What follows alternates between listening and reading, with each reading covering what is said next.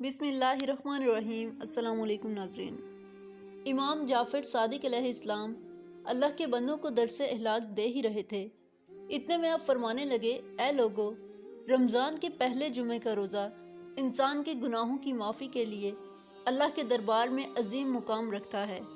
کیونکہ جب اللہ کا کوئی بندہ رمضان کے پہلے جمعے کا روزہ رکھتا ہے تو اللہ اپنے 70 فرشتوں کو اس کے گھر کی طرف بھیج دیتا ہے، اور وہ مسلسل اس انسان کے لیے استغفار پڑھتے رہتے ہیں، اور یوں جب وہ انسان جمعے کا روزہ افطار کرتا ہے تب تک اس انسان کے تمام گناہ اس کے نامہ اعمال سے معاف ہو چکے ہوتے ہیں۔ اور اگر تم چاہتے ہو کہ تمہیں تمہاری دعاؤں کی قبولیت کی ضمانت مل جائے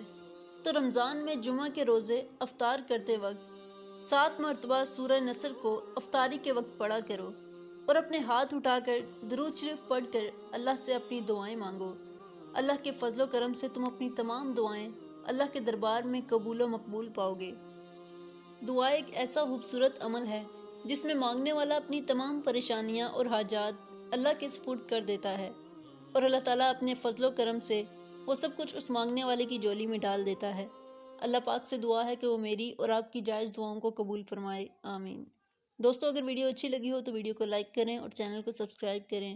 تاکہ مزید ایسے اسلامک واقعات کی ویڈیوز آپ تک بآسانی پہنچ سکیں۔